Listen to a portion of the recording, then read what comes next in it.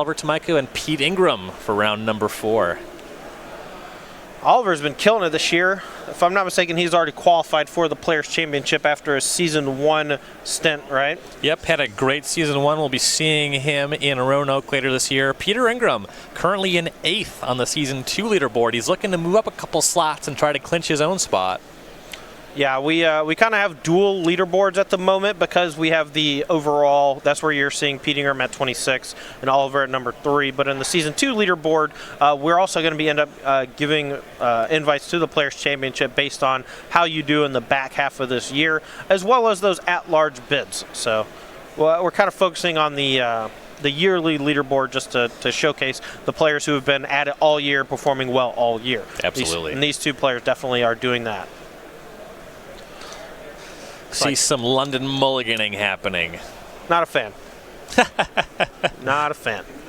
Well, this is a fair mirror anyway, so shouldn't be too unreasonable. You see Tomajko starting here off that mulligan, shocking for Overgrown Tomb to 18, and there's Inquisition of Kozilek. We'll get a look at Ingram's hand. Discard's actually pretty good in general against Stoneforge Mystic, just because a lot of times you just wait for them to cast Stoneforge Mystic and you strip the equipment from them. In Legacy, Thoughtseize was almost always cast after Stoneforge Mystic, and there would always be this weird dance on when to cast Stoneforge, when to cast Thoughtseize, and when you should brainstorm in response to protect yourself from these discard effects. So you don't have quite as much of that in Modern. And on turn 1, if Oliver doesn't have another play, obviously Inquisition's a very easy cast here, and it looks like he's just going to go ahead and strip Peter of that potential turn 2 play. Yeah, so for his Mystic gone, rest of the hand was Cryptic Command, 2 Path to Exiles, Field of Ruin, Hallowed Fountain, and Flooded Strand. Hallowed Fountain tapped will be turn 1 for Ingram. We'll see if Tomajko can get some threats on the table. It's like Oliver has a pretty juicy hand, but unfortunately for him, his red source is a Raging Ravine, so it's going to enter the battlefield tap, so couldn't get something like Ren 6 on the battlefield this turn. Now, there's a good chance that Pete uses a Path to Exile here if Oliver goes for something like Tarmogoyf. I would have liked to have seen him maybe do that just to get some extra resources to work with, because it also turns on the Raging Ravine as the game goes along. That's kind of why you have so many Raging Ravines in these Jund decks. Sure. Just see some lands, though. It was that Raging Ravine for Tomajko. Flooded Strand was land for Ingram. Now we see an Inquisition for Tomajko. He knows about a Cryptic Command and 2 Path to Exiles. Can't take the command with this one. Yeah, he's looking to protect this Ren 6. Wanted to make sure there was no Logic Knot or some counterspell there hiding in the wings. Looks like he is going to be able to snatch up a Snapcaster Mage. One of the better hits here for that discard effect. Yeah. And then a Ren 6 as a follow-up, more than likely. Takes the Snapcaster, sees the other card picked up was a basic island, and now you see Ren 6 deployed. Not at his best, though. Oliver doesn't have a fetch land early on, so no way to utilize the plus, but it is a Planeswalker that eventually threatens ultimate. So Ren 6 up to 4, no land return. Ingram fetches to 19. And just a Cryptic Command and a couple Path to Exiles to go with his lands. That's one of the reasons why Oliver didn't cast a removal spell, or sorry, a creature spell on the second turn. Wanted to get the Ren 6 online as quickly as possible, but also just knew that whatever creature he played was going to get immediately killed. Island will be played for Ingram. He'll pass back. The Field of Ruin not looking great against Ren 6. No, it is not. Tarmogoyf deployed for Tomajko. We got Sorcery, Creature, Land. That's a 3/4. Though likely we'll be getting hit by Path to Exile before long.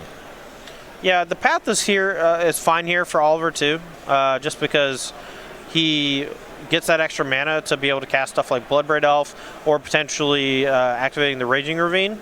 But Pete is really incentivized to go ahead and clear now so that when he plays his 4th land in the Field of Ruin, it gives him Cryptic Command mana. No 4th land for Tomajko. The Ren 6 goes to 5. Path to Exile is going to turn that Tarmogoyf into a swamp. We'll go back to Ingram. Now, Ren 6 is a lot less pressuring when there's no land to be getting back out of the graveyard. A really unfortunate series of events for Oliver in the early turns here. You'd like to see a fetch land or a horizon land. Those would be great. Ingram's going to play that Field of Ruin that turns on Cryptic Command mana.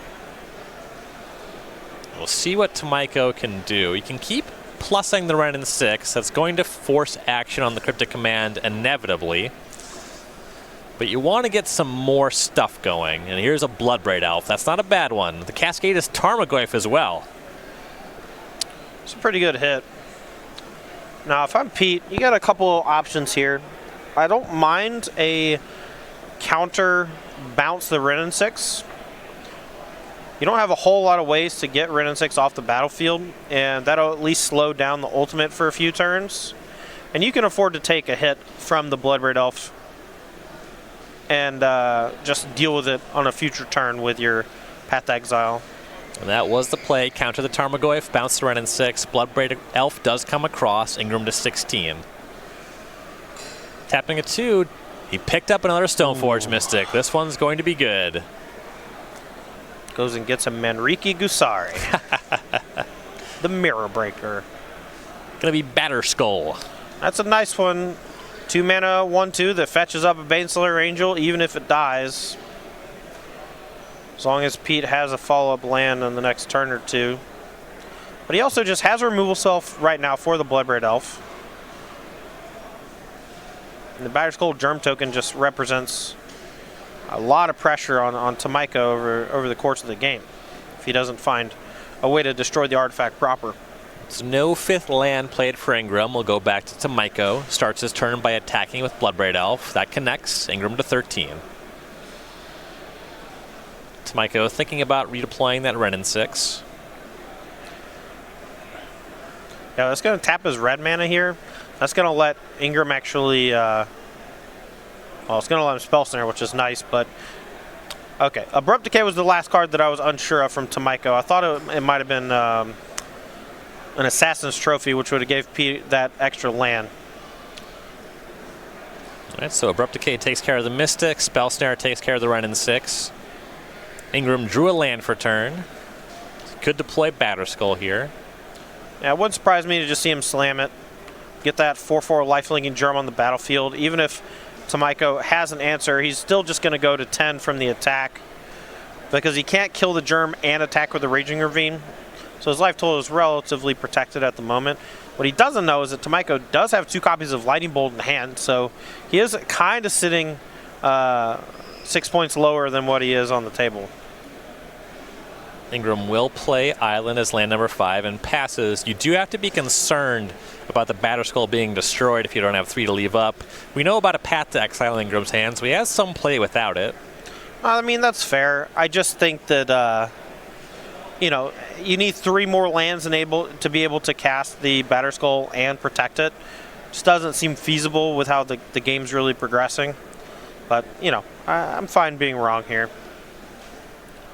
Tomajko will play land number 5, shocking for Stomping Ground to 16. He's going to force an activation of the Field Rune and the Path to Exile in the sequence. Ingram's going to use both. I would bet a lot of money on it. So Ravine fired up. It's hit by Field of Rune. Bloodbraid Elf hit by Path to Exile. Ingram's going to find 1 basic. Tomajko could find 2. Here's basic Mountain off of the field. He does have the 1 more, yeah. Forest tapped off the path. 2 copies of Forest in Oliver's Jund deck. Normally we see it the other way around. It's usually 2 copies of Swamp because of the double black from Liliana of the Veil, but... the basic Mountain, also a rarity. Yeah, well, not these days. It has been in the past. Normally it was 2 Swamp, 1 Forest. But the more basics, the better in the current metagame, I think, with Path to Exile running rampant, Field of Ruin in a lot of places. Ingram passed on casting Batterskull once again, going to elect to cast Vendilion Click in Tomajko's draw step. Sees 2 Lightning Bolts and a Verdant Catacombs. Tomajko can keep those. You think he's going to cast the next turn? Seems likely from here. There's the Batterskull. Hold on, who's got the magic 8 ball? Signs point to yes. All right, Cole gets command off the top for Tomajko? Nope. Well, Tarmogoyf. It's large. It's larger than the last one we saw. Instant creature, land, sorcery, planeswalker. We got a 5/6. Okay, that actually checks the Batterskull Germ pretty well here. It is larger and more in charger. Does not race, but it does check, like you said. Right, yeah, he can never really attack with the Tarmogoyf in this stalemate process because he does lose that race eventually. 4 attacks from that, you know, Here's an opt for Ingram. Sunk in his chair immediately when he saw this top card. It must have been something like okay, but doesn't really get him out of the situation. Or it might have even just been like another opt or something, and he just like might end up needing all the mana. Whatever it was, it went to the bottom, and now Jace the Mind Sculpture in Ingram's hand. Honestly, I kind of like the tempo play. I kind of like playing Jace, bounce the Tarmogoyf, attack for 4. That really buffers your life total, protects you a bit. Oliver has to use his Lightning Bolt to kill the Jace. But he decides to save it. You know, once he clears the Tarmogoyf, that Jace is going to run away with the game as long as Oliver doesn't peel like another Bloodbraid Elf or something to immediately check it. So Pete's just playing it pretty slow here. And, that's a fine place to be at. Just saw him pass there. Tomajko draws and does the same. Draw step for Tomajko was a land. Got to figure he's really missing Faithless Looting right about now. And here is that Jace the Mind Sculptor for Ingram. See if he gets aggressive and bounces the Tarmogoyf. No, he's going to plus. Oh, man. Fate Seal Tomajko. I thought he had a Spell Snare in hand, too. I actually really wanted to see him bounce Goyf and get aggressive. So that card was kept on top. Tomajko draws another land. Tarmogoyf attacks Jace. Germ Token jumps in front. Ingram to 17. Well, now what he can do, which is really sweet, is he can actually bounce Tarmogoyf. That keeps Jace 4 loyalty out of Lightning Bolt range, and then Spell Snare, plus bounce the Batterskull back to his hand to recast it. So he's got it basically locked up at this point, unless Oliver has just an incredible string of draws. So you see the bounce with the Jace, Celestial Colonnade tapped, and Tomajko picks up another land, though it is a Nurturing Peat land. He gets a redraw. And it's a Blackleaf Cliffs. And Tomajko has seen enough. This Jund deck ain't dredge. Pete Ingram up a game over Tomajko. Yeah, that was impressive stuff from Pete. You know, he had most of the answers at the right times. Never really felt like he was super far behind. What is this, a sideboard for ants? Gonna sideboard in a whole other deck. I think that's the main deck that we're seeing over there. No, it's just the same sideboard like 3 times, I think. Oh, okay. I see Alpine Moon, Collective Brutality. You know, yeah, if that you would be a bad main deck. Just get your Nancy Drew Spike Kit out, get your magnifying glass, and just put it right up to your monitor. Be sure to... Okay, we'll start with Let's just Ingram. talk about Pete for a second. Yeah, all right. No, okay, here we go. Oliver Tomajko, the sideboard. On the Jund side of things, we have 3 Collective Brutality, 2 Alpine Moon, 2 Collector Roofs, 2 Fulminator Mage, 2 Plague Engineer, 2 Huntmaster of the Fells, a Nihil Spellbomb, and an Ancient Grudge. All right, so if you're Oliver, you got to kind of settle in for the late game. You got to bring in some cards that kind of function as the game goes late while also doing something in the early turns, like maybe applying some pressure, just forcing a 2-for-1, or making sure that Pete has a counterspell at every given opportunity. I think that means you want, first of all, you want Ancient Grudge. That takes care of a lot of the equipment before it actually gets out of hand, and a single Ancient Grudge can brick off multiple Stoneforge Mystics, which I like. Now Spellbomb is kind of this value card that shuts down Snapcaster Mage. I don't love it, but I think it's probably going to end up coming in for some of those, some of the stuff that is a little mediocre in Oliver's deck. 2 Huntmaster of the Fells, I think, come in just because they require a sweeper effect or 2 removal spells. And if the Huntmaster ever kind of gets left unfettered for a while, it can take over the game. It's a really powerful card. I like Fulminator Mages. I think that they're great at keeping Celestial Colonnade in check. But, you know, for the most part, you're just going to cast them as a 3-mana 2/2 and then kind of wait for your opponent to do something. If they activate Colonnade to start attacking you or your Planeswalker, you blow it up. If they don't, then, hey, you got a 2/2 that basically never dies and you just keep attacking.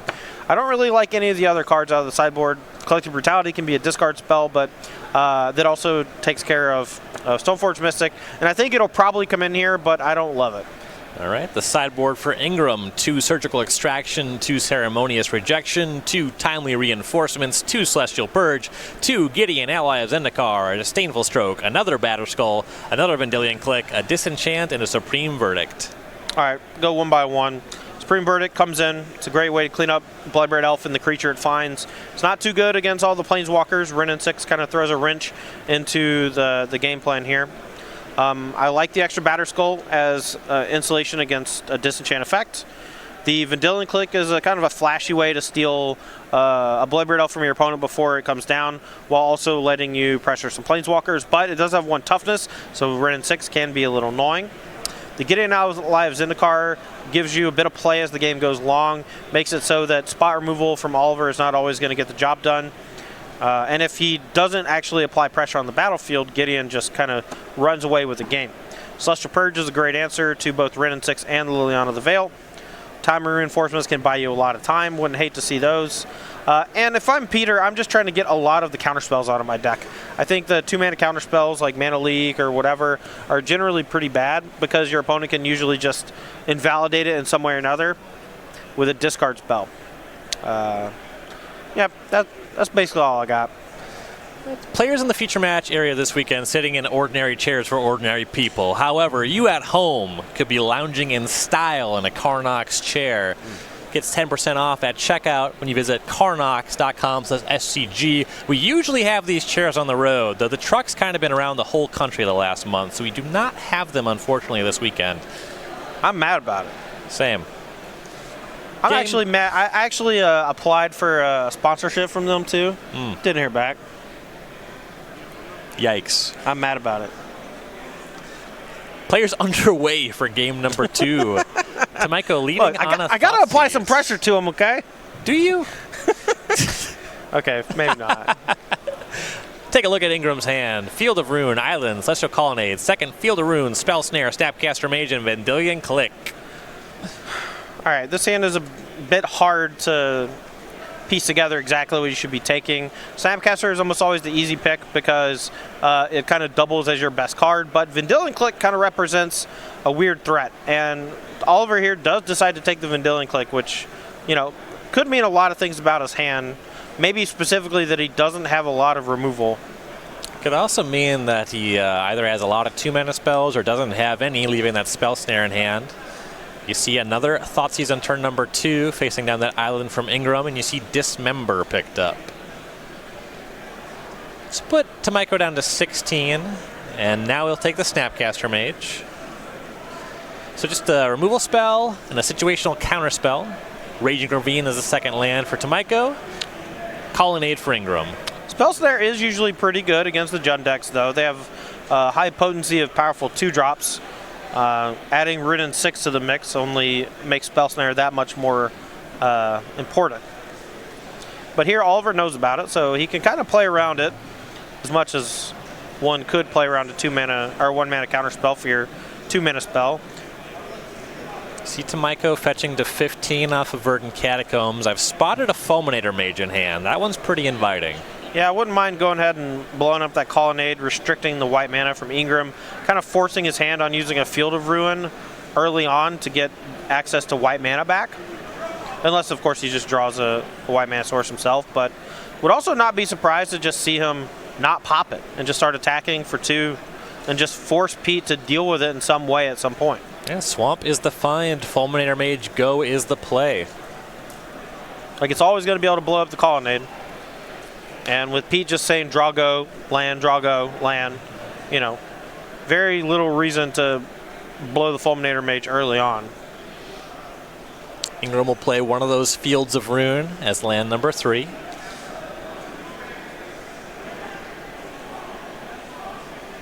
Here's an interesting play I just thought of. Oliver goes to his turn. Before casting Bloodbraid Elf. Ooh, okay. So here I actually thought there's a chance Oliver blows up Colonnade main phase. And that forces Ingram to fetch up white mana if he wants white mana, right? And then he could play Bloodbraid Elf, and if he hits a 2-drop, it can't be hit with Spell Snare. But Pete just kind of preempting that on the Raging Ravine, taking away the second red. Some of these Jund decks do play Seasoned Pyromancers, so perhaps a heads-up play from Ingram, since he doesn't know the list exactly. So pre-combat, we're going to see Tomajko shock for a Bloodbraid Elf, and here comes Tarmogoyf. Yeah, I think you just got to Spell Snare that. So we know about a Spell Snare and a Dismember. He will use the Snare. But an attack for 5 comes across. Ingram to 15. Yeah, but that's basically all he's got. So if Pete has a way to clean up these 2 creatures, Oliver just has a pair of lands in hand. His Raging Ravine is gone. The Bloodbraid Elf was the top end for this game, the payoff after those 2 discard spells, and Pete Ingram still got a grip full. So he has picked up a Flooded Strand and some manner of Teferi. So the two of the cards we didn't know about. Tomajko still aware of a Dismember and a Field of Ruin. Ingram will play the Flooded Strand in his land. So Pete can Time Raveler, bounce the Fulminator Mage, draw a card. Though Oliver actually can sacrifice it to prevent the card draw, I think. If it's worded that way, but Oliver chooses to keep the resource around, but that does give a draw to Pete, and now he can use the Dismember to kill the Bloodbraid Elf. Yeah, so the -3 bounce the Fulminator, that worked. Ingram picked up a Stoneforge Mystic off the draw.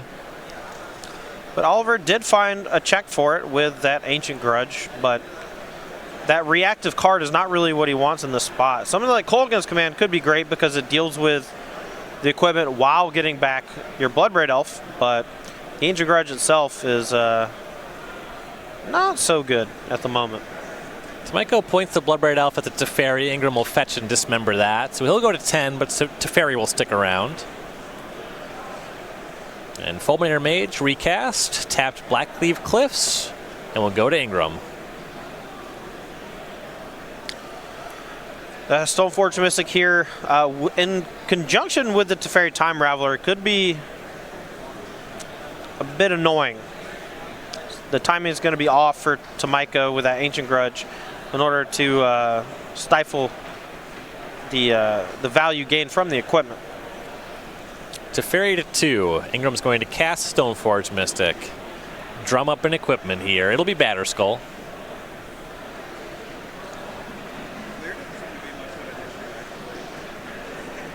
No, there's still at least one land in hand. We've seen a Field of Ruin.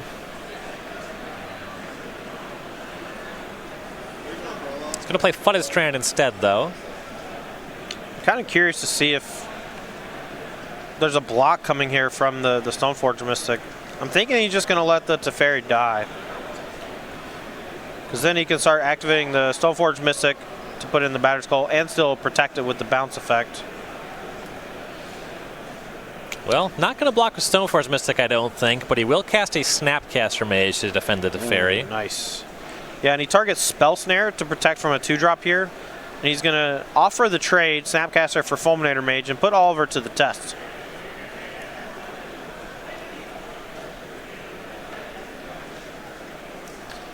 Right. Tomajko not interested in killing the Snapcaster Mage, would rather have the Colonnade, so he'll sacrifice. But no follow-up here, so Ingram will fetch the Flooded Strand at end step. Goes to 9. Yeah, this is an EOT fetch, I'm pretty sure, because there's no way Oliver would just play the Tarmogoyf into the Spell Snare the Snapcaster Mage targeted, so. Right. Ingram had selected a basic island, but now rethinking his decision. May want to get Hallowed Fountain to give himself a second white source. He does have Supreme Verdict in his deck, 1 main, 1 board. So he may want that second white. I suppose the argument for island is more Fulminator Mages.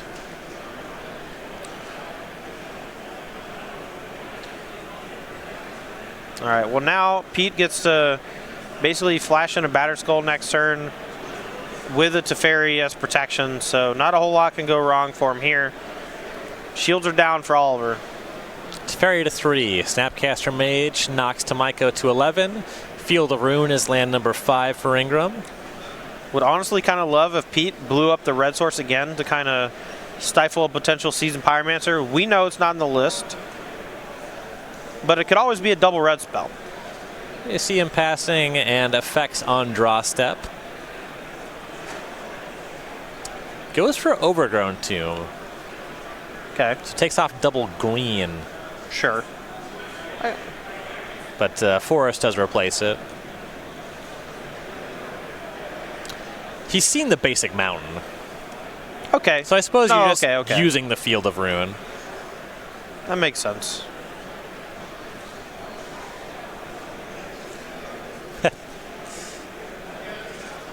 Right. Now Tomajko under pretty tremendous pressure. The Time Raveler's back on 3, so another bounce is online if Ingram even needs it. That Stoneforge Mystic's going to put in a Batterskull. The Time Raveler protects that from any kind of instance as well.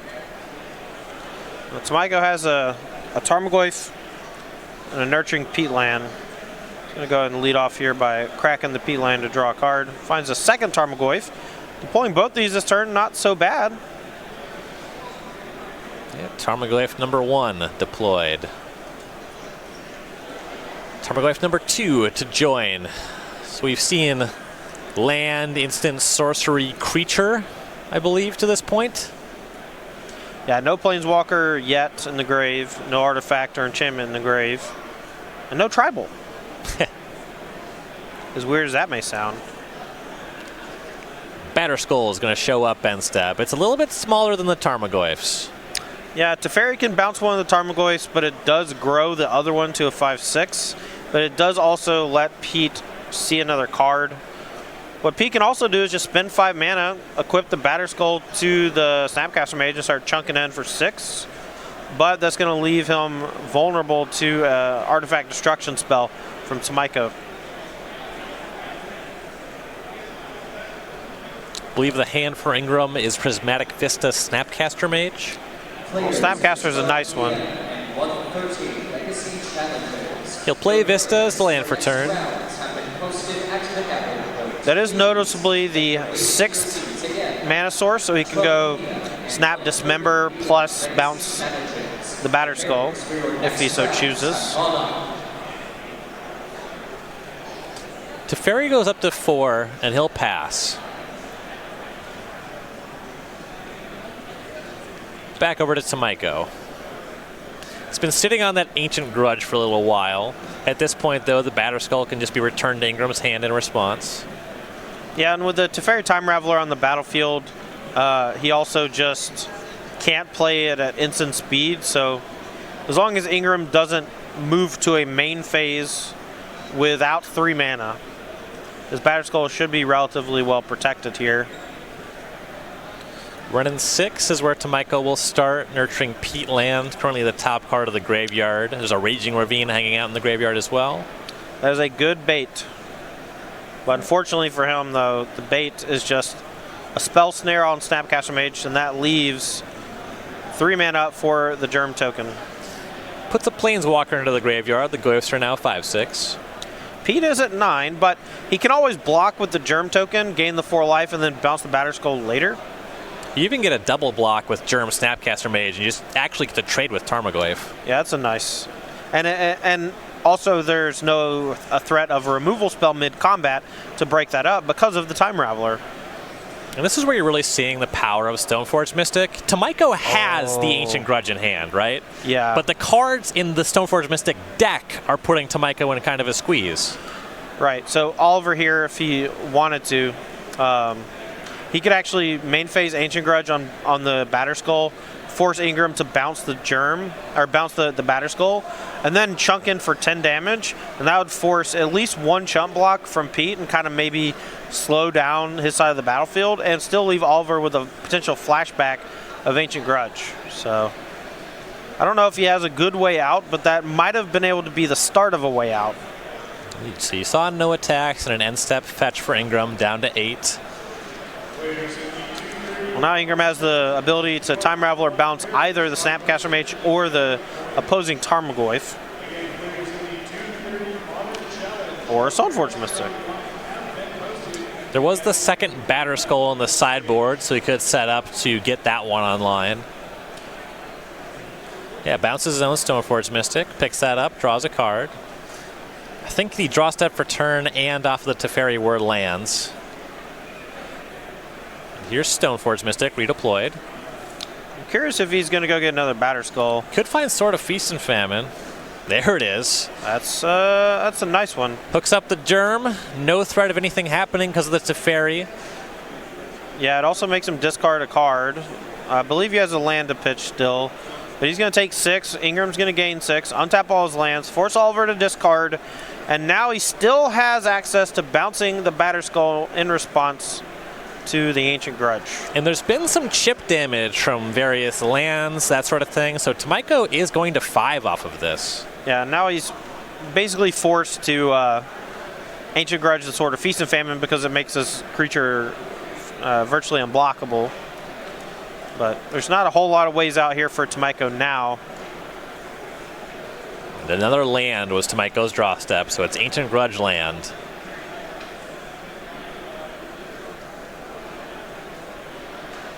Right, Ancient Grudge targeting Sword of Feast and Famine.